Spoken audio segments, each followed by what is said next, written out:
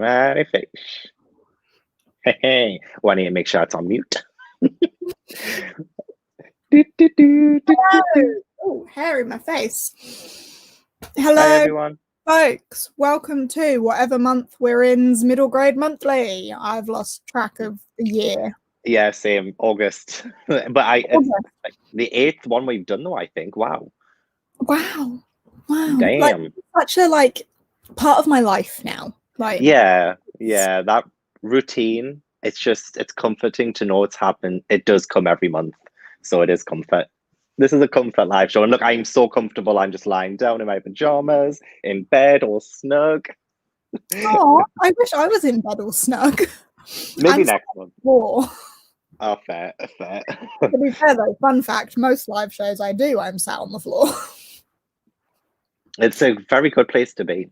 It's comfy. It's fine. Yeah. Anyway, besides the point, welcome to August's Middle Grade Monthly, where we will be discussing The Jumbies by Tracey Baptiste. I don't actually have a copy of the book. There you No, go. I'll hold it up and represent for you. But as we normally do before going into chats about that, we will touch on what we're going to be doing for September. Mm-hmm. The month that comes next, right? Yeah. My timeline has gone. Yeah, fair. No, you're definitely right. It's definitely September. Definitely. We have announced this, but just in case anyone's missed that and is wondering what's going on in September, but don't want to be spoiled for the Jumbies, next month we are going to be reading Potkin and Stubbs by Sophie Green. This is one of my absolute favourites. I love it. There is a whole trilogy, but we are only going to be reading the first book, so it's not too overwhelming for you all. And then for our live show, which will be happening early October, we think. Yeah. We will have Sophie Green joining us. She is a lovely, lovely lady, local to me as well. I've met her a few times, and she will be coming along to chat. I've been so jealous of you having met Sophie Green so many times now. At least twice, right? At least twice you've met her. Yeah. I went to her book launches, yeah. You are literally the poster child for Potkin and Stubbs. This is Jade certified. So I definitely think this is the perfect one. And to have Sophie Green as well. It just, I'm so excited. I can't wait to meet her. I know it's over this, but still. Yeah. It's going to be great fun. I'm really excited about it. So if you were wondering what's going on, there you go. Now you know. Yeah. But with that said and done, if you haven't read the Jumbies and just wanted to hear about that, now would be your cue to skedaddle, because we're probably going to go pretty straightforward into spoiler territory for the Jumbies. Yeah. So let's talk all about that, starting off with everyone's overall ratings. Oh, yeah, that's a good shout. Yeah. I can kick off my rating as well, and I gave it 4 stars. It was one of those ones that I enjoyed a bit more because I kind of was feeling the story, and I, especially with Halloween coming up and stuff as well, it had the parts of it that I was really anticipating for what I'm anticipating next month. So I was I'm really feeling these vibes. So I think I enjoyed it more for that reason. So that's why I gave it 4 stars. Obviously, we'll talk more in depth about it, but there was definitely different to what a lot of the middle grades I've read. So I appreciated that. Definitely. It definitely had a different vibe to a lot of the grades that we've read. I know we talk about how we like a creepy middle grade, but this was a different level of creepy middle grade, I think. Yeah, there was a few standouts. Yes, yeah, sure. I'm seeing a lot of 3s and 4s in the chat.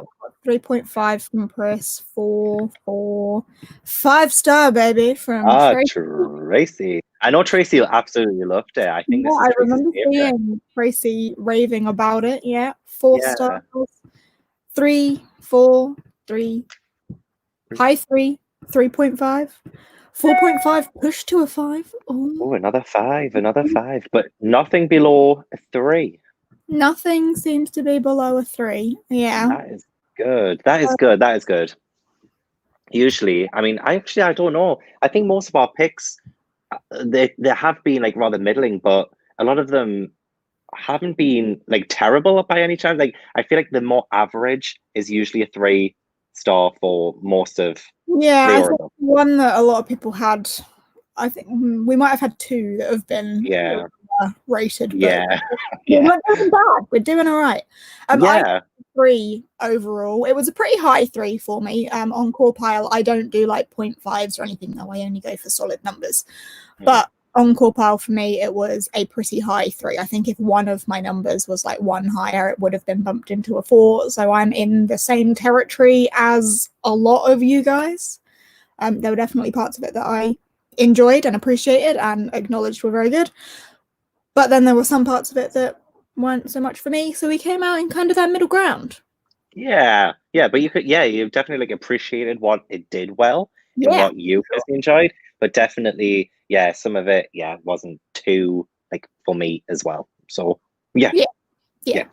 Also, I think some of Ice and Via said they got a bit of Hocus Pocus vibes, making the stew and talking about turning them all into Jumbies. Yeah, I didn't feel it at the time, but now you mention that, Yeah. I do say that, I do say that, and I love Hocus Pocus so much. So yeah, I see it now. It was freaky and fun to read. I Freaky. love that. Yeah. Yeah, freaky and fun. Yeah. And such a quick one as well. Like it's freaky fun and fast to read. All of the F's. All of the F's, but not the bad F's because this is family friendly as well. Family friendly, fun, fast, and freaky. That is the tagline for this live show. Absolutely. Yeah. Shall we kick off with just starting with characters on Corpile? Any Yes, more absolutely. you want to address or go straight in there? Absolutely. Well, first I want to say, how the hell has Chris not seen Hocus Pocus? What? And neither has me. What? This is like this is upsetting me. I can't believe I've never seen Hocus Pocus. I've seen it like once as a child. I don't Oh remember. my gosh. Shame on you all. Sorry, I will get over it. I will. I promise. So yeah, characters. Right, yes, characters. I gave characters a 6. Oh, I gave it a 7. Okay. I think Yeah. characters for me is one of the lower points. I didn't feel for any of them, and I particularly remember not being able to differentiate between the 2 boys. Yeah, is it Malik and Buki? Anyone's names. I've forgotten everybody's names at this point. It's part of my problem with characters. I don't think any of them were memorable, like as people. Like I remember their character types. Like I know we had our female main character who gets a bit funny with all of her friends and Yeah. thinks that she's better than everyone else. I know we have the boys who are a bit jokey. I know we have the younger girl who is impressionable. I know we have the dad. I know we have the Jumbie. I know we have the younger girl's mum. Anyone's names? Yeah. No. I appreciate that because you know definitely the background characters were I couldn't exactly say like 2 dimensional because as you said they had like a sort of way they were presented, like they had like I wouldn't exactly say too much of a personality, but they had a way that they would act and it would be very in tune with the way I'd expect them to, kind of. But I definitely found like the father to be very 2 dimensional. Oh, Corin, Drew is the name of the youngest one. the noisy, The noisy one, one, quiet quiet one. one. That sums up middle grade to a T. And then names, yeah. The names, yeah, Drew. It was Drew who I forgot. But Young it was girl, right?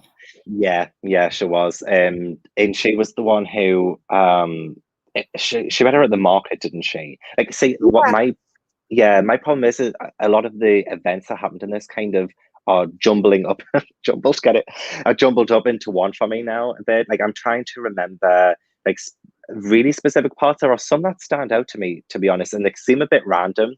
And we'll talk about that in a sec. But back to the characters anyway. I definitely found the father to be very two-dimensional, and what I really wanted was I wanted that relationship between Corinne and her father to have been more developed, especially since Corinne had lost her mother 10 years before. Okay, like spoilers. But if she lost her like 10 years before, and then he just what I can't really remember that much about him other than the fact that he would keep being like very welcoming to Severin. I think it's Severin, the Jumbie. Yeah, Severin. It's Severin. um, yeah, and he was the kind of parent in a middle grade who was frustrated. Like, you either have a middle grade with the parent who is, ignorant, or he doesn't see what's happening right in front of his eyes, or they have no parent at all. Like, that seems to be the stereotype with middle grade. This is the one where the father was just rather like ignorant to what was happening right in front of him, and he was really starting to annoy me. But with Corinne and Severin, I did like that. I liked Severin a bit as a villain. Like, she did come across as very scary. Like, for me, especially, was she the Jumbies? Was she the one with the backwards feet? I think it might have been her. There was definitely Jumbies with backwards knees. Dodens, are the little men with backward feet. And that's it. Yeah. All right. Yeah. That's right. Was one of the ones with goat legs. I think that might be. Yeah. Because she had goat legs. Yeah, and nobody could ever see the bottom half of. Yeah. That's correct. Yeah.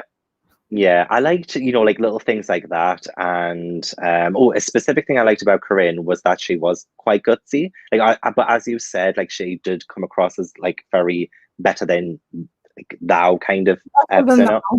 Yeah, that better than now. See, I got Hocus Pocus stuck in my head now, and they talk like that. But the main thing I liked about her was when she would confront Severin, and it was, I think, the second time that Severin came into her house, and she was cooking for her father, and Corinne was instantly like, "No, get out of my house!" And she like grabbed the pot and like throw it. Throw your stew into the wall. Yeah. I appreciated that. I respected that. I thought there's not many characters in middle grade who would confront somebody they didn't think was right. That was such a confrontation quite early on. And I was she could notice that something was wrong. Also, before her father was being mind controlled, because I was gonna say in argument against your thing against the dad being two-dimensional. For like 80% of this book, he was being mind controlled. He had no personality because he was dead inside. That is true. And you know what? At that point, when she tossed the stew at the wall, he was normal and was like, okay, don't worry about that. Yeah. The logic wasn't really there that much, and that's where I missed the connection with the dad. He just came across as so ignorant. But you're right, actually, about the whole being like zombied, and that made like now I'm getting confused with Kingdom of Souls, because obviously I no spoilers or anything, but you know what I mean. It's like getting. I kind of got a bit jumbled up there again. I didn't even see that comparison in my head between those two, but now you've mentioned it. Yeah. You can't unsee it. So I unsee that. Yeah, there were like some things about the characters that I liked, and I really did enjoy the whole aspect of the Jumbies, and I think I included them a bit as like characters in the characters bit, and that's why it's a 7 rather than a 6 for me, because like they just like elevated a bit. I really enjoyed Tracey Baptiste's take on that whole kind of sense. I think for me, the Jumbies weren't so much characters because we didn't like meet them individually. For me, they were more aspects of the atmosphere. And I mean, spoilers when we get to atmosphere, but I rated atmosphere highest out of everything, I think. I think me too. The characters just fell really flat for me in places. Like Corinne was probably our most interesting, but she's our main character, and even she came across as the sort of main character in a middle grade that really grinds me the wrong way, in that like she would say mean things to her friends. This is something else that wound me up about this. I couldn't understand for a good portion of the early part of this book whether they were supposed to be friends or not, because of the way they would talk to each other. Like, they Yeah. bullied the boys for not having Mhm. parents. Like, Yeah, that are you was friends with awful. them or not? Yeah. Because you don't, that's not banter. That's mean. It is, and it's not. It wasn't even just them two. The boys to Corinne as well, because the boys stole Corinne's mother's necklace Yes, and ran and into the forest. the dangerous forest where people disappear. Yeah, and her mum's gone. Like, this is one of like the last things that she owns of her mother's, and it's like, yeah, it's like, yeah. So Tracy said they weren't friends to begin with, but then that just made it like such a awkward, like not awkward, but like it was already a bit of a toxic friendship. Like, not friendship, but still, it was like they're trying to force the friendship. That's what it felt like. It was a forced, like they had no choice to be friends. The same with Drew as well, though. Like, I think Drew and Corinne became friends more naturally. But even then, like, they were mean to her. All of them were mean to her, and not in a like friendly banter sort of way. I couldn't get behind any of these friendship relationships that were supposed to be there because it all felt so wrong. Yeah. Like from the get-go as well, it's like started Yeah. off on the wrong foot, and it didn't like kind of pick back its pacing kind of thing, like with that friendship thing. Yeah, no, I think you're right. I think you're right. That frog got its revenge though, teehee. Oh yeah, oh yeah. I'll say it again. Like, this is probably one of my problems with this book, is that I'm really now starting to forget a lot of things that happened in it. But when you mentioned the frog there, it reminded me about that whole thing. Like with the, didn't they like they throw it down the well? Mhm. That was so horrible. That poor frog. Also, that section of it where she climbs down a well to rescue a frog and then just climbs out like no big deal. Like, Hmm. Yeah, she couldn't do that. She's no. Where's the upper body strength? I can't even do that. Yeah, that's yeah. I don't know. yeah, the friendship felt fake. Friendship should not be so nasty. Yeah. It was a fraud. Frauds. No real friendship. Hmm. Yeah. So that definitely threw me out for characters, but I feel like the dad wasn't much of a character because he was being mind controlled by Magic Stew for most of it. That's true. I got so confused there with Kingdom of Souls, though. The witch was an interesting character, although it also was Yeah. a bit of a funny one with the like rescuing them from the pool and swatting them away, and then them thinking that it was the witch that was trying to drown them, and then being quite mean to the witch, but the witch was just trying to help, but in her weird way, because the witch is in a weird situation where she can't help one side more than the other, but Yeah. and then they were mean to the witch. They were just really mean kids. There was a lot of mean-spiritedness in this. You're absolutely right. And what I couldn't understand as well was when the witch saved them, and then they only saw the witch come out of the lake, and they were like, "Oh my God, she's the one who tried to drown us." Then why did Corinne go back into the water and swim over to the other side to see if she was all right? I mean, she had no like at that time they didn't know that Severin or the Jumbie. I think this is before Yeah. the whole reveal of the Jumbies kind of thing being. So they could only see the witch come out of the water, and they thought that she was the one who was trying to kill them. Then why did Corinne go around? I mean, she did say, "Oh, she looks hurt," but yet if she tried to kill you, which obviously she didn't, we know she didn't. But if they thought she did, why cross the Why lake? go and see if she's okay? Yeah, like if I suspected somebody of trying to drown me, I would be out there. I'd be getting the police. So I just found that a bit odd. Like, some character motivations didn't really stack up for me, and like decisions they made, it didn't flow with I feel like what Tracey Baptiste was trying to do. I just didn't think the characters conflicted that a bit, I think. Yeah. I'm gonna agree with what Chris has said here with the witch, the whole balance thing that the witch had. I did think that was really interesting, and I think the witch is probably one of the best constructed characters here. Like, her motivations are clear and she sticks to them. She sticks to what she believes. She's a consistent character, but also very enigmatic as well. I think the witch is probably in my The opinion, the highlight. strongest of the characters. Despite 100%. it doesn't necessarily get that much page time.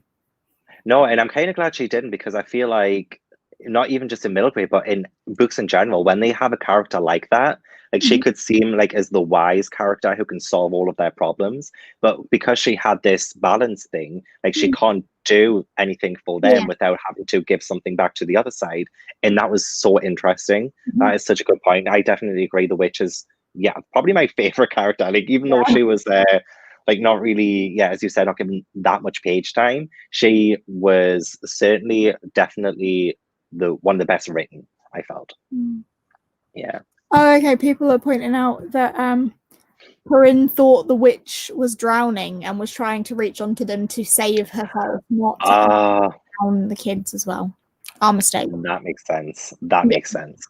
Yeah. To be fair, I was listening to the audiobook as I was separating pages that I've just painted. So like my mind was in two places. I was reading it for Raidathon. I think I started it at like 6 a.m. So oh my god. But you read like so much for Raidathon though. I did. It was a good day. It was it was less stressful than yesterday, 100%. I think the reason they thought she was what? I'm confused. The reason they thought she was because of the stories children are told. Oh, hi, Molly. I just saw Molly popped in there. Hello. Reminds me of Spirited Away slightly. Interesting. What, just with the... Explain. I'm trying to connect that.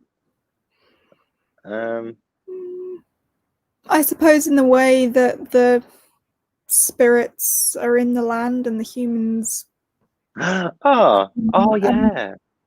infiltrate the land, and then the spirits claim the people back and turn them into pigs, and turn them into pigs. That's fair. Fair. Okay, I get that. I don't know. I'm just trying to draw a comparison myself. Also, creepy looking spirits, maybe, and creepy looking Jumbies. Yeah, I would love to say this adapted. Actually, I think this would make a very good animated film.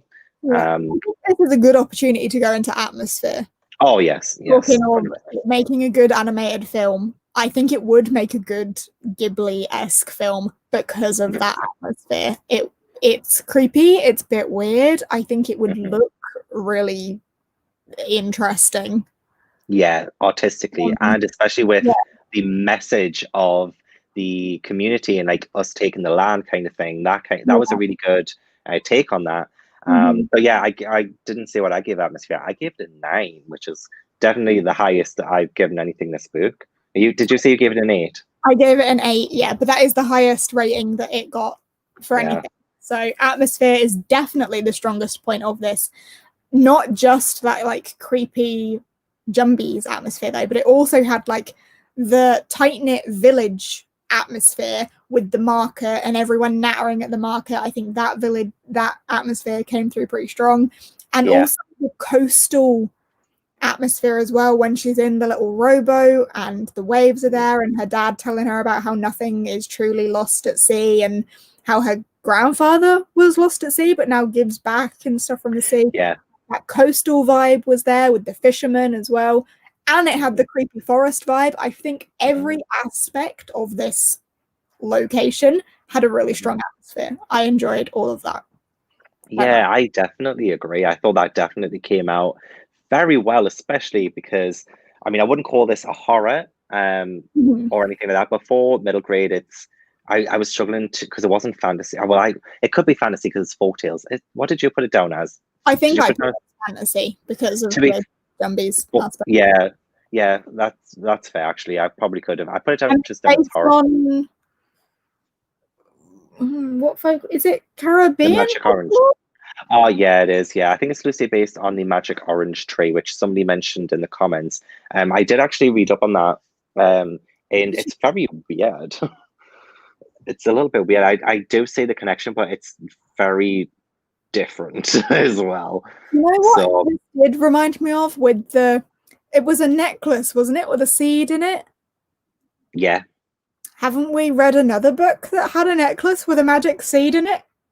Oh, not the one where the author unfolded us. Is that the one? Yeah. That had a I, magic seed that grew magic trees. yeah.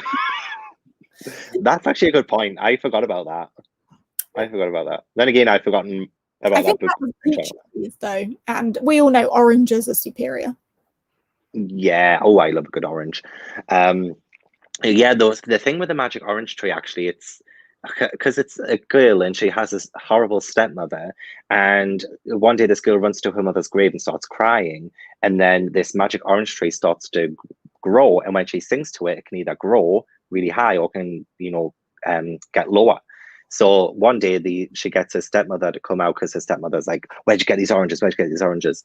And then the stepmother ends up going on this tree, and so the girl sings to the tree and makes it grow really high, and then the tree explodes. That's the tail thing, and then that does tie in with how Severin dies, and so I found that really interesting. But the thing is, though, it didn't really relate and like any other way to this story. It was really just about the oranges and why they taste so sweet. Like that was kind of the background to that. Um, but yeah, I did wanted to read because I was really interested about it. I wanted to read up on it too. But I mean, it was a nice, quick, short story kind of thing. So, and I think there are other folk because it's part of a collection, and I think there are more stories in there that Tracey Baptiste got some inspiration from. But I don't know because I didn't read anything else from it. But yeah, that one, it was bizarre. It was bizarre. But no, as we were saying about atmosphere, yeah, the author is Trinidadian. You could definitely feel the influence from her culture and how she imbued a lot of the folk tales in the character of Severin and the witch, and kind of how that trickled down through the generations. So, like with her father and Corinne, I'm trying to remember like specific moments. Was he kind of suspicious, but she wasn't? Like she didn't believe a lot of the stuff. Like she was very headstrong in that sense. She didn't believe anything she was told. And yeah, there were people telling her, "Oh, this is real," and she's like, "No, it's not." And then finally she sees the yellow eyes, and then she believes it, Yeah. kind of thing.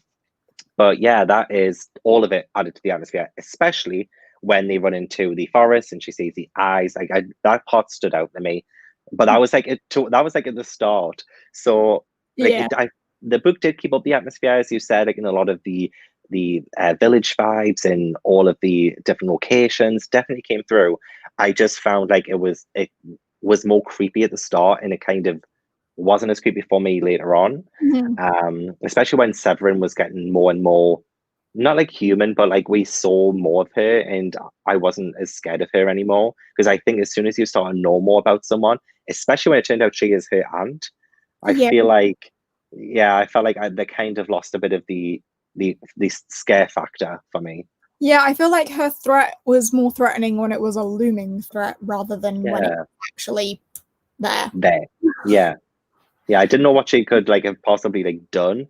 She, because yeah, yeah, I don't know like how else she could have like done this because obviously she had to have this. I don't know. This is why I'm not a writer. Imagine. I can't imagine how she would have done it differently. But I would have loved it if she had to be more of an omniscient thing because there's also parts of it told in her perspective, isn't there? Yeah. It's like I yeah. like So those chapters though. It was an mhm. interesting switch in perspective for sure. Yeah, yeah, and I enjoyed that as well. So I don't know. It's the same thing I felt with the Explorer. As soon as we know more things, that's when I don't know. I feel like they have to explain it, I guess, especially for Yeah, the you great can't really audiences. win in that Yeah.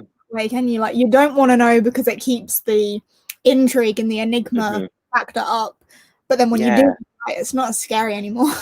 Yeah. Yeah. And that's why I have such a hard time with like horror books and things, because as soon as I know things, like thrillers, as soon as I know things, I'm just like, I'm not scared anymore. And I needed to like carry through. I didn't expect this to keep me scared all the way through or anything. But Mhm. I don't know, it just the atmosphere was high. I still gave it a 9, but it still went it crept down, I think, Yeah. as it went on. I definitely think atmosphere was the best part of this. Like the scenery, it all felt very beautiful. Like again, this is why I think it would make a really good adaptation. I think it would be beautiful visually. Yeah, because 100%. Atmosphere. But yeah, I think what we were just touching on is a good opportunity to get into writing as well, with the writing of Severin's perspectives as well. I liked that shift in the writing, but what did you give it for writing? Writing. I gave it a 7.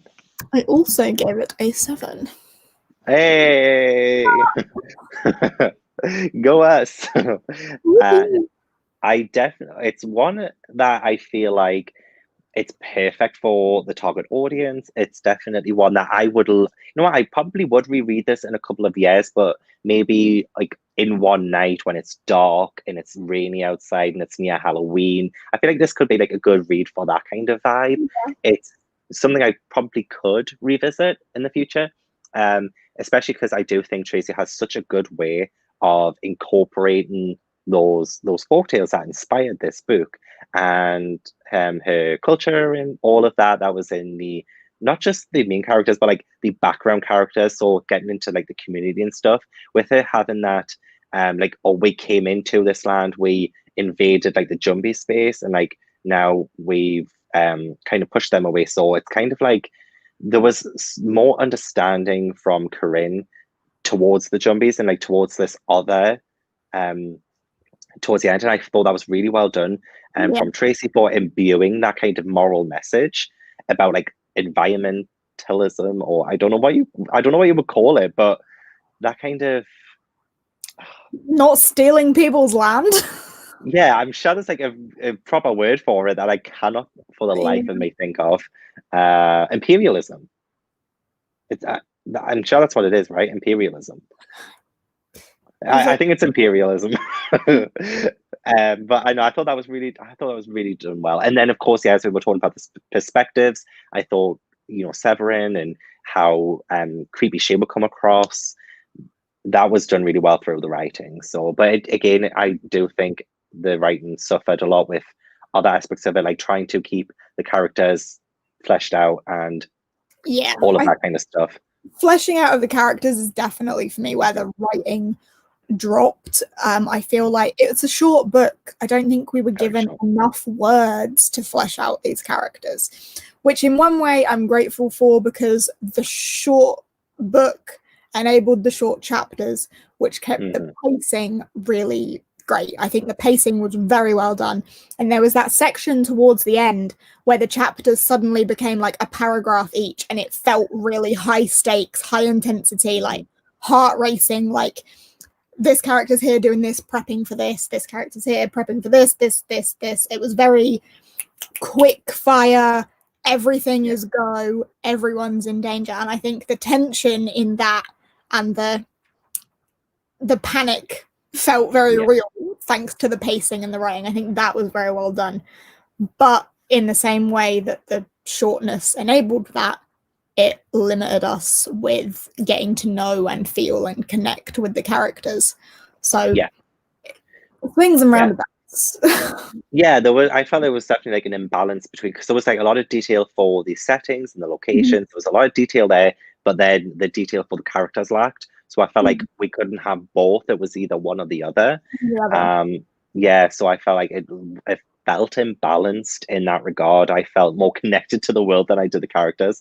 And I wasn't overly keen on Severin being the sister of the mother. I'm not really a big fan of like big family drama reveals kind of thing.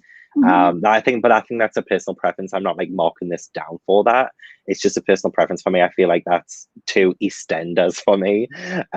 So I didn't care too much about that, especially since, of course, Severin dies at the end. I think she does, right? Because she falls and we're led to believe she's thrown into the sea.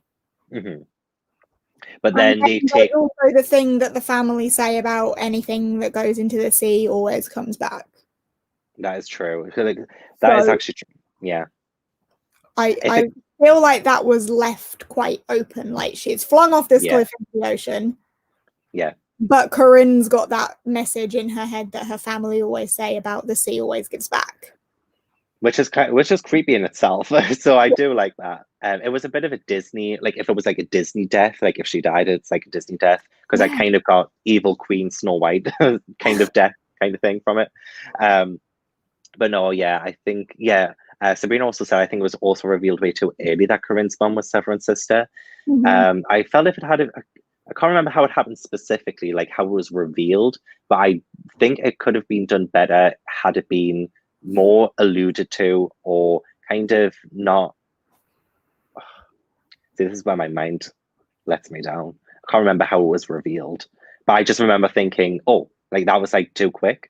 I think if it had been trickled through, quite obvious, like from the very beginning, but I don't know. You're talking to me who, in Frost Heart, the obvious main villain.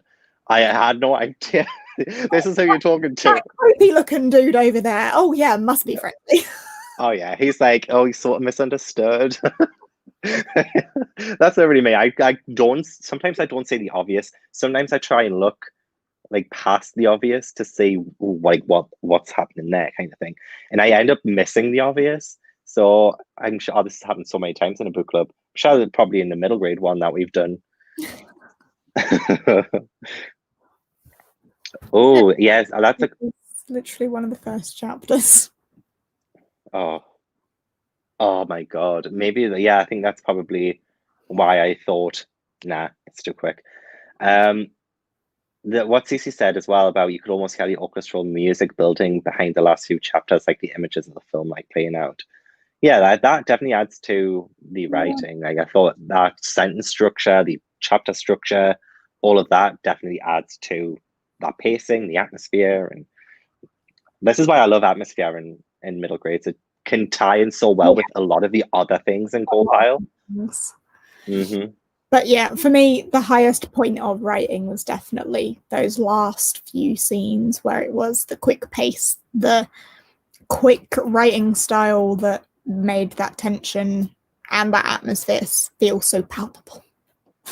Yeah, palpable. What a word. What a word. Any other writing points?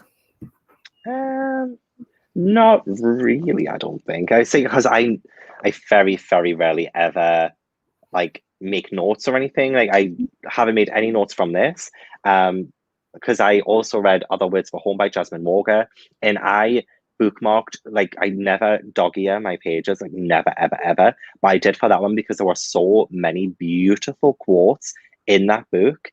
And now, like, I think also what really went against this book. Sounds very similar to me. I never annotate books, but there were so many terrible parts of this. Yeah. But see, when you feel passionate about something, that's when you want to dog-ear your book. That's when you want to annotate. Yeah.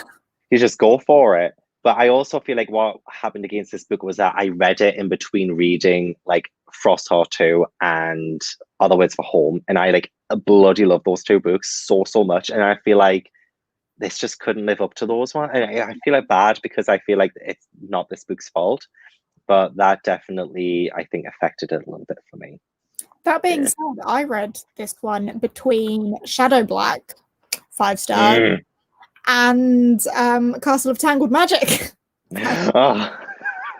Yeah, and you love those two books as well. So it's like, it had everything against it, didn't it? I mean, poor thing.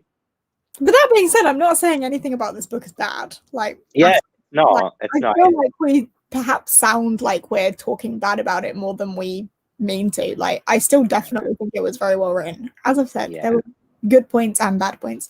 Anyway, let's move on to plot. Yeah, plot. What did you give it for plot? Oh, I actually gave it an 8. I gave it a 7. I'm always seem to be one higher. I'm far more critical than you. You've just got taste. No, I'm just like bitter about everything in life. Everything is bad. Fair. That's the way I need to be. Then I'll never be disappointed. Literally, my motto is aim low, and you will never be disappointed. That is actually. I mean, it sounds bad because like that should not be a motto to live by should always be everything's happy, everything's great. But no, you have to like lower expectations. You have to, And then you'll yeah, always try and be pleasantly surprised. yeah, yeah, I like it.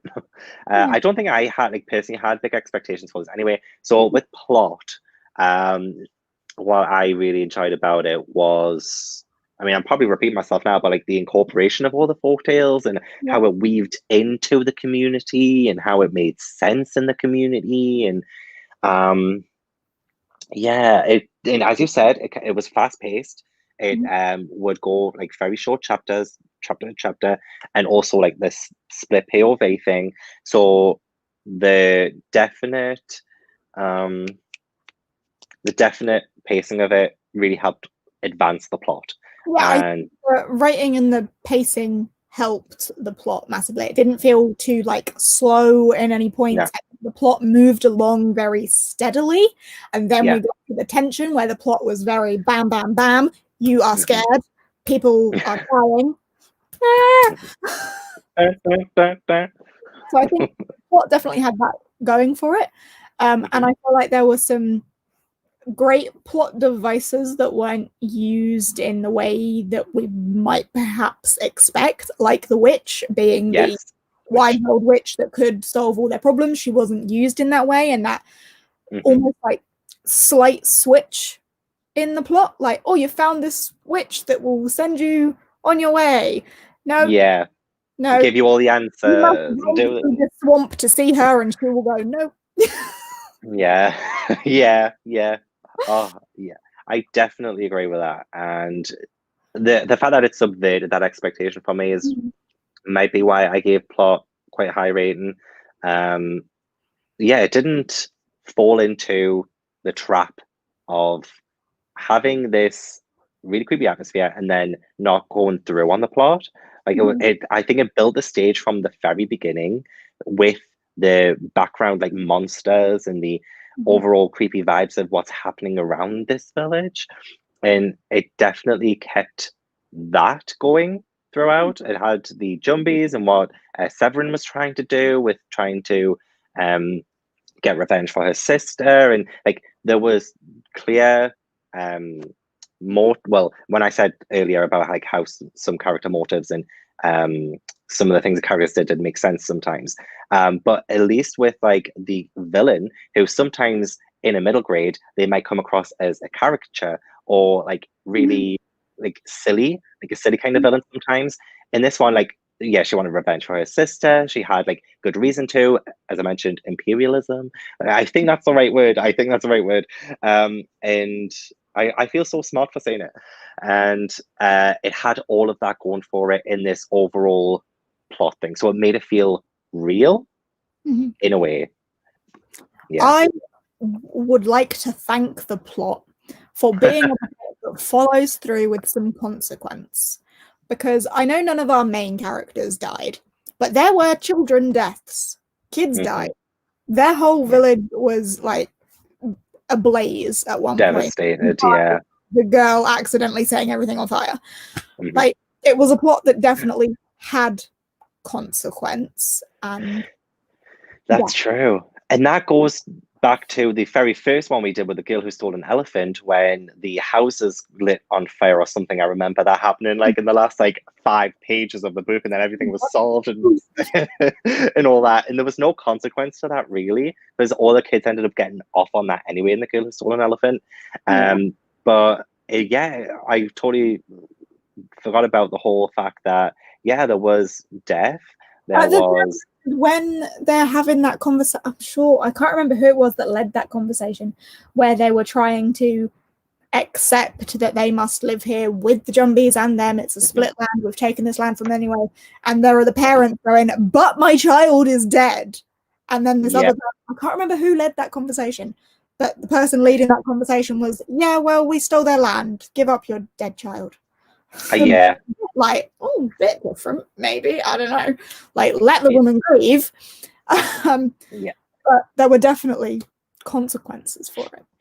Yeah, and that's why I felt like with the ending having come quite like beautifully together, because we had the half Jumbies, and because I'm just looking at it now, and growing the seeds like to sprout, which is I think tying back to the orange tree folk tale, and the orange trees are growing up, and then Corinne is the one who says, maybe by hang on, when Severin started the war, you said you had never seen them before, as in the Jumbies, and then Corinne's like, maybe by the time we will have found a way to live together. And then it's like even Corinne, like our main character, she's kind of gone through this ordeal with Severin, and even she, like, even though her life was in danger and she could have been killed, even with that, she was like, I totally understand the world around me. I know what's going on. I might only be 12 years old, but I'm not stupid.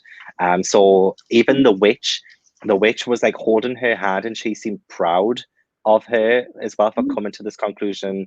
Like, not exactly herself, because I feel like even leading up to that, when you mentioned about I don't know who it was. It might be the witch who led that conversation, or a random villager maybe. It was Corinne that was mostly leading that, which makes sense. Well, it does make sense, and I felt like for a lot of this book, I think the witch was like trying to push her without giving her like explicitly like, you know, the Jumbies live first. Like, this is what the kind of mindset you need. You need to be accepting, and it's that, you know, message of acceptance, a message of living together as one. They may be different, but they are one. A message that if things or people are different from you, it's not necessarily bad. It's a good moral for kids. Yeah. And obviously they had Severin, who was a bad Jumbie, but there are good Jumbies as well. Yeah, and after Severin was tossed into the ocean, the Jumbies helped them, and they coexisted. Yeah.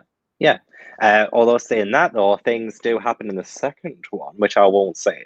But the second one, sorry, I will have to like send you like a copy. Try and find a copy and send you one. But I actually gave the second one like a bit of a higher rating, because I felt like some of the things that were lacking in this one were done a little bit better in the second one.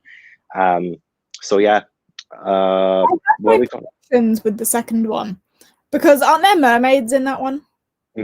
Yeah, and I felt like it seemed very coincidental that Severin was tossed into the ocean for it to then be the sea gives back. Oh no, evil mermaids.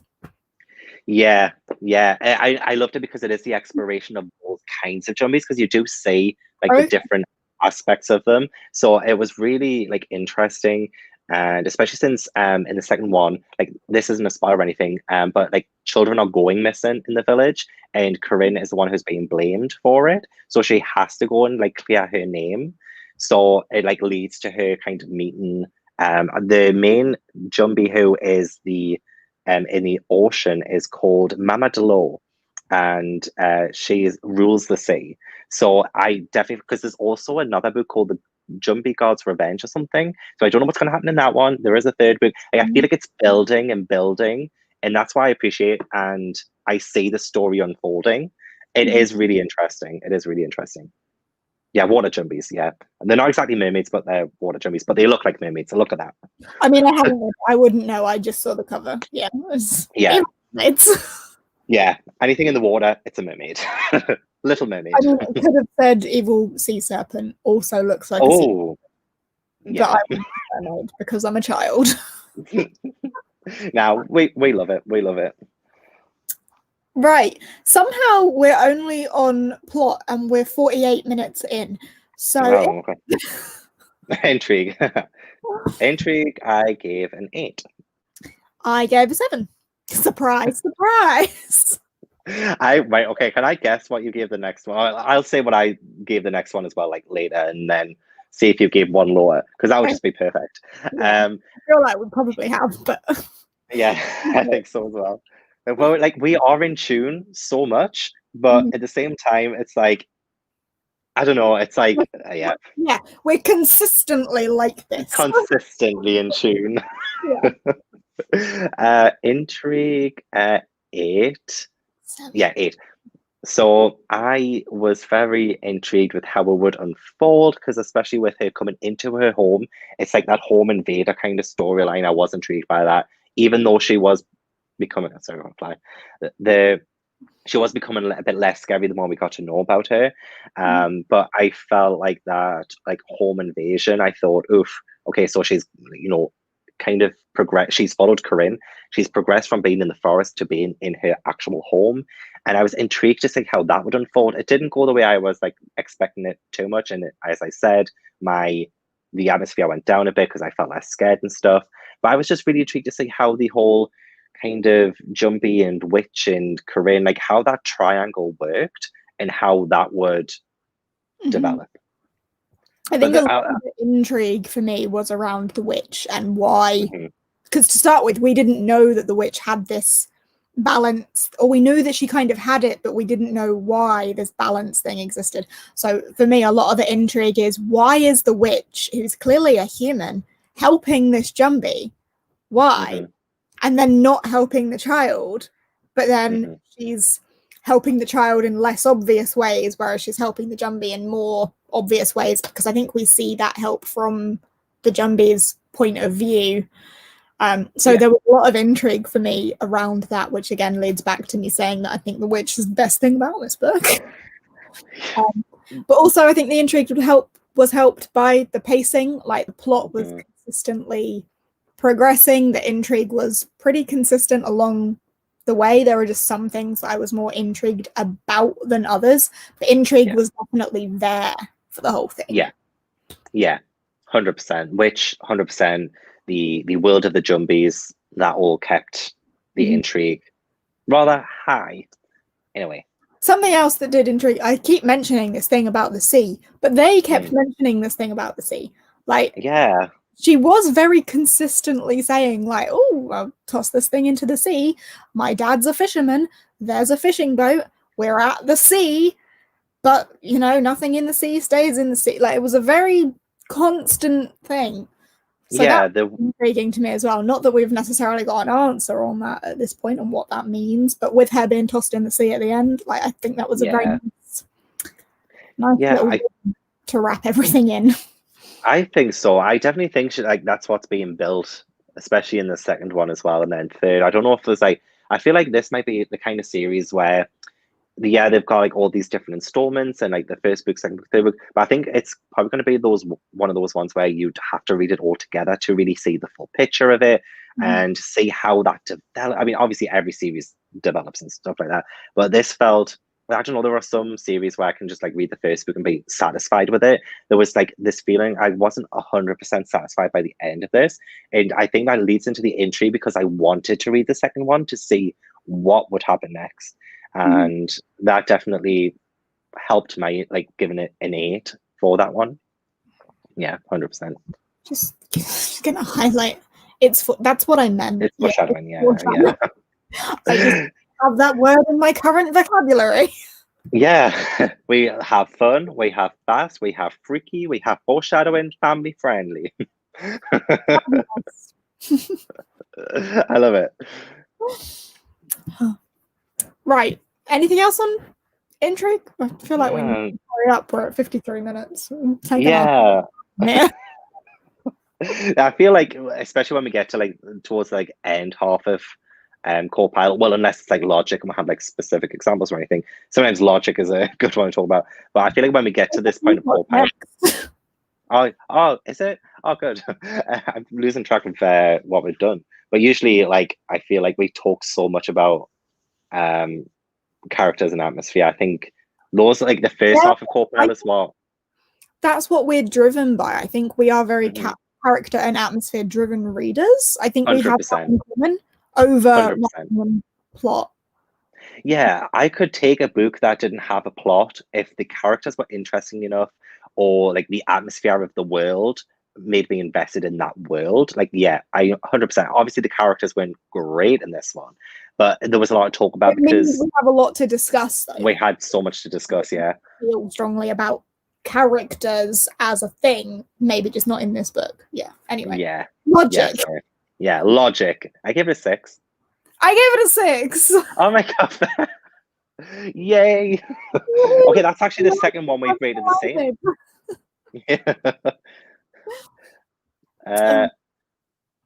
That's logic, right? The well scene again. Yeah.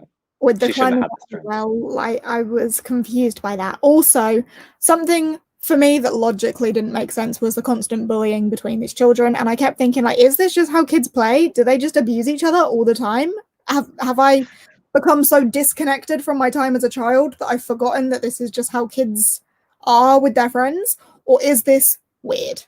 And I think I've gathered from this conversation that it's just weird. I think it's weird, 100%, because there wasn't an explanation about why.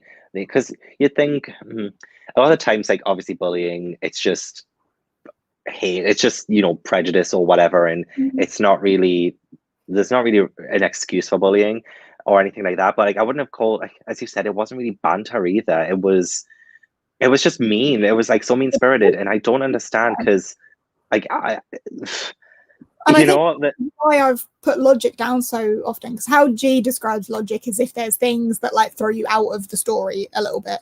And whenever these kids would say something horrible to each other, I would be thrown out a little bit and be like, I thought you were friends. What? Yeah. Huh? They have like things in common as well, especially since the boys had like they're orphans, like they don't have like parents and stuff, and then with Corinne having lost her mother, there was this possible connection between them and this possible understanding that could have been developed and blossomed, and it could have been such a beautiful connection, but it didn't happen.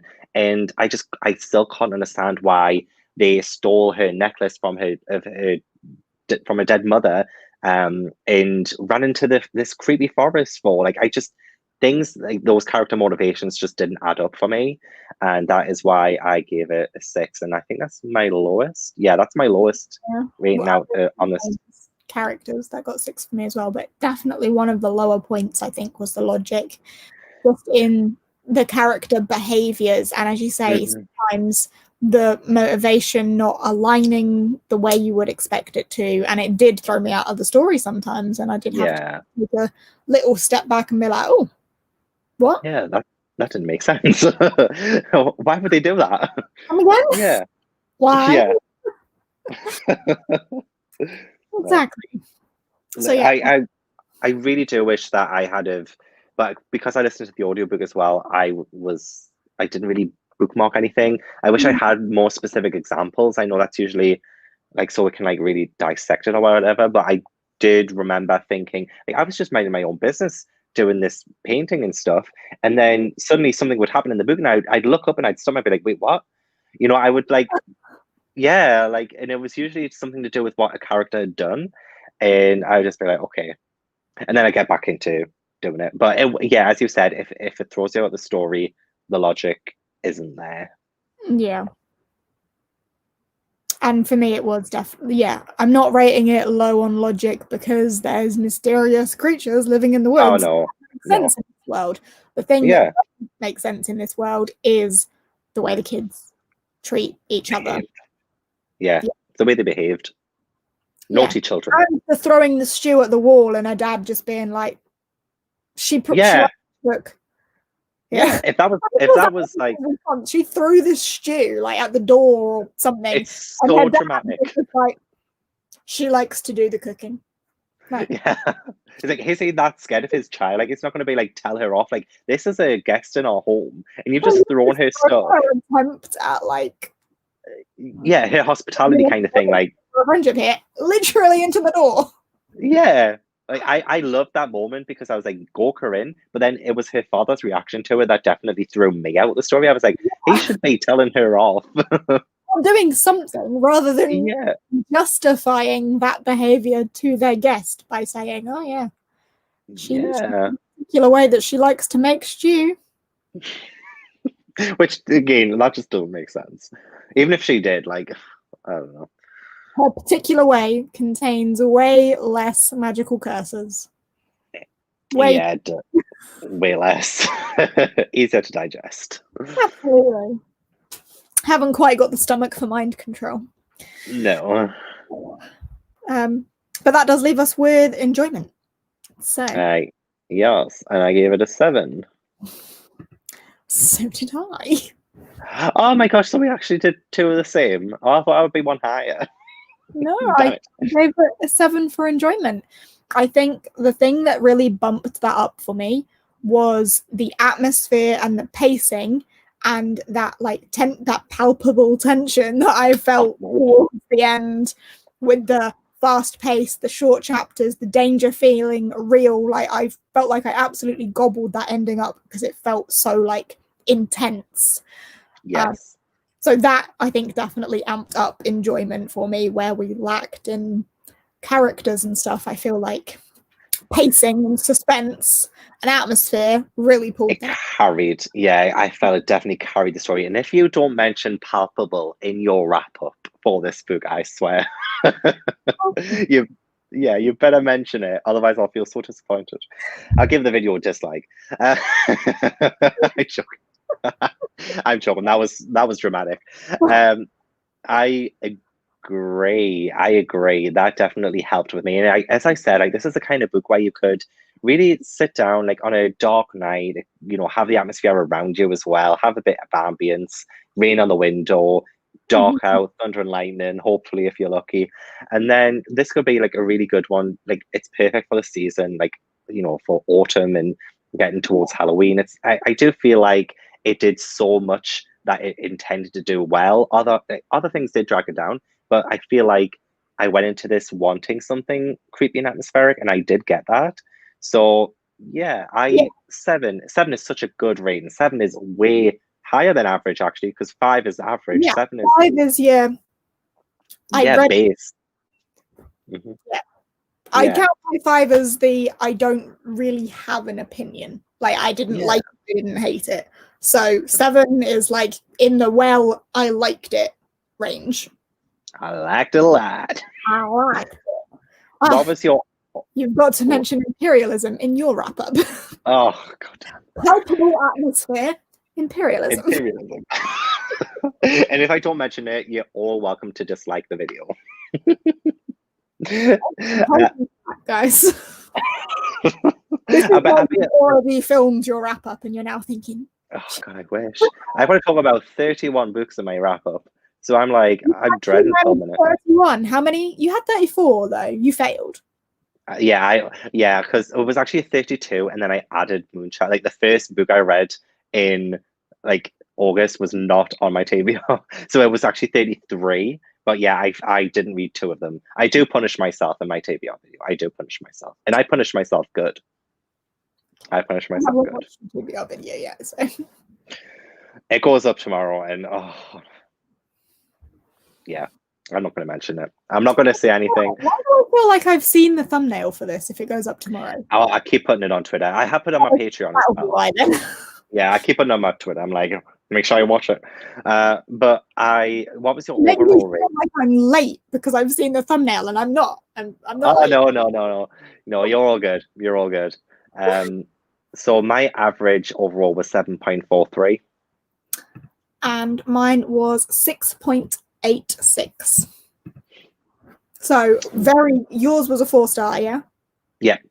So on Core Pile, 7.00 is the cusp for 4-star. So you can tell that with 6.86, I was very close to that cusp.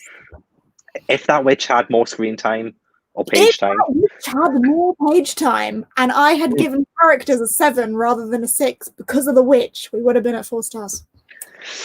Oh, what could have been? If she had a POV chapters in this, that would have been. Oh my god, a POV from the witch. Oof. Right, we're going to write fan fiction now. Fan fiction about the witch. Oh, brilliant. But yeah.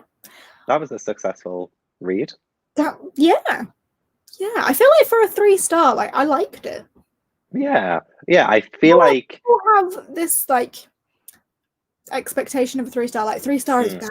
3-star means I don't agree with that.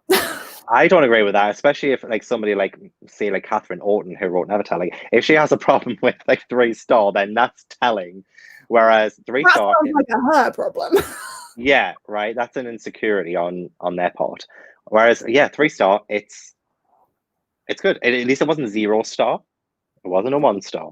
Yeah. It wasn't a 2-star. It was 3. It was 2 away from 5-star. Yeah. 3 is good. 1 is very bad. 2 is bad. 1 is so bad. 3 is good. 4 is great. 5 is excellent. 5 is mind blown. We're at the good. Yeah. And it's even harder now with co-pilot as well. Like getting that 5-star is so elusive. And rating, even like, I even feel like getting over a 7 sometimes can be rather hard. Difficult. Yeah. Because it really does encourage you to dig deep into your thoughts, like on every individual aspect of it. So it does make it harder. Yeah.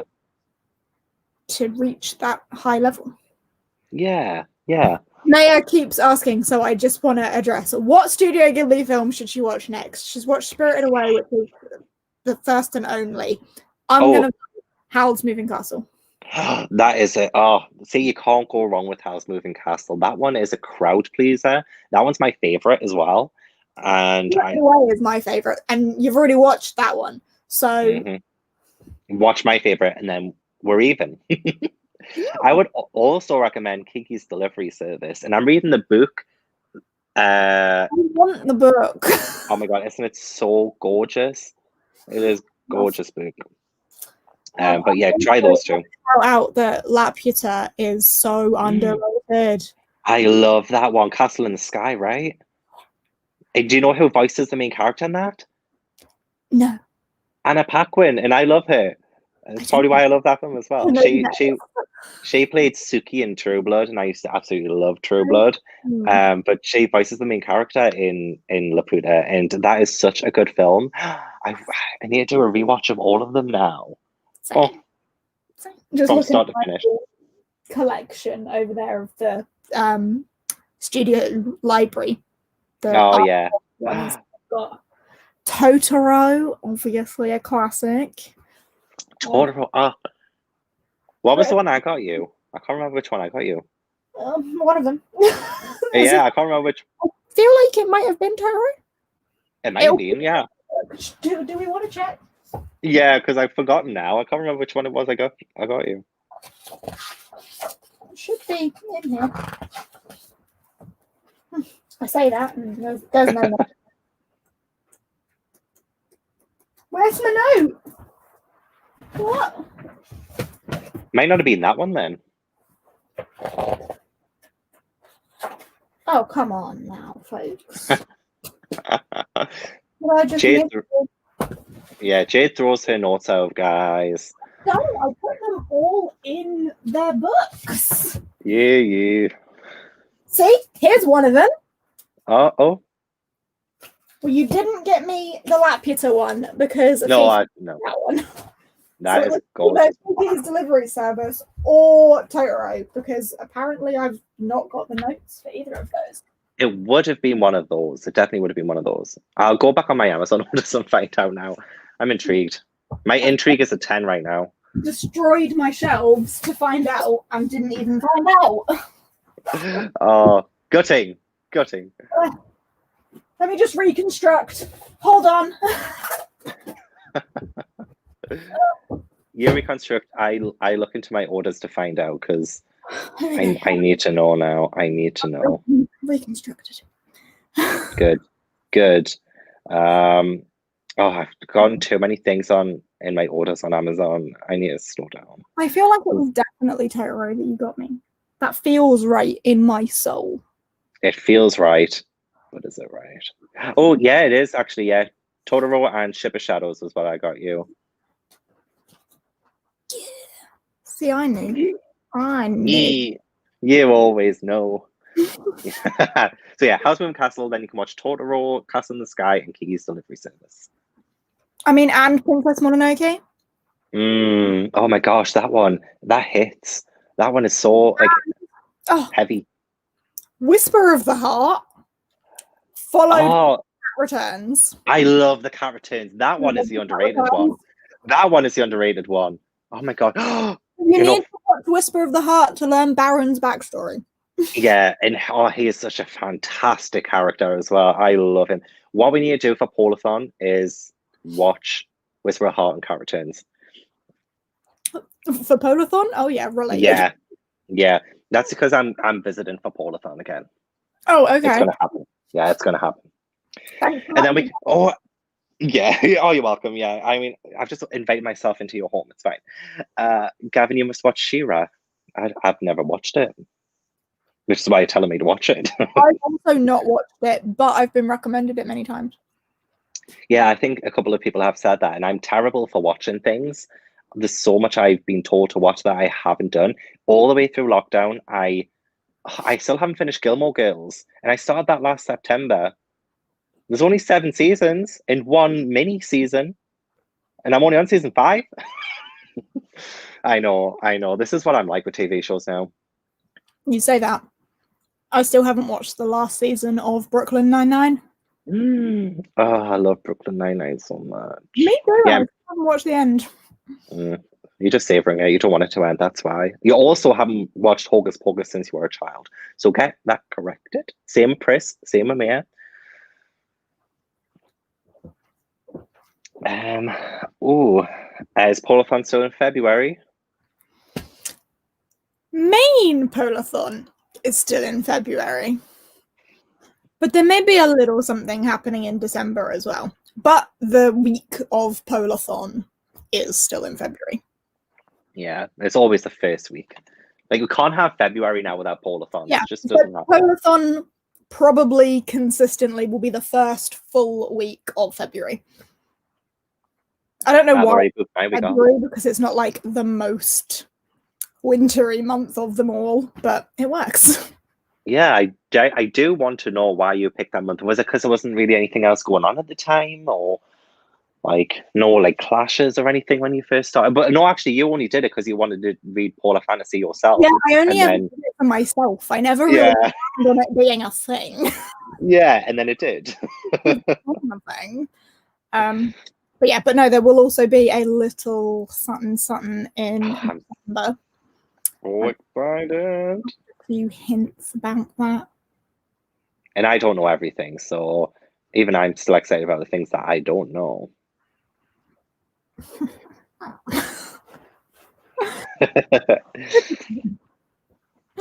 How's your Holopox arc, Gab? Is it still there?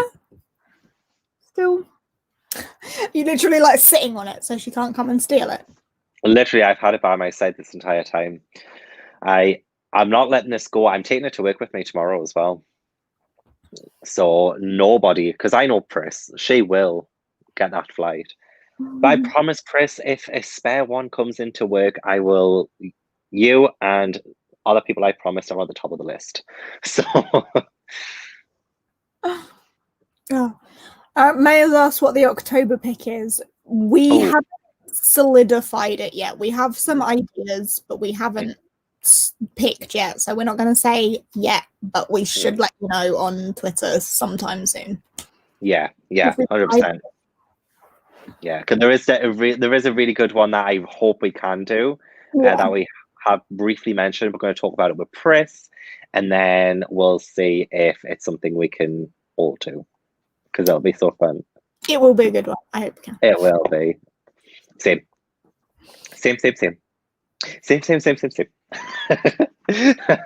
Right, we're just babbling now. Yeah, this always happens. Good night. Yeah. Thanks for tuning in, everyone. Thanks for joining us. Thanks for reading with us and chatting with us and giving us all input. Becky just asked what September's book is. We did mention it at the beginning, but just to tell you again, September's pick is Potkin and Stubbs by Sophie Green, and we will have Sophie Green joining us for the live show, which will be in early October. And also, I just realized this was gifted to me by Pris. So this is perfect. And yours is signed. Of course it is. You're naughty. Signed because I've met her many times. Yeah. We know. In September. Thanks for so excited. Tuning in. Thanks for chatting. And we will see you next month. Yay. Okay. Bye.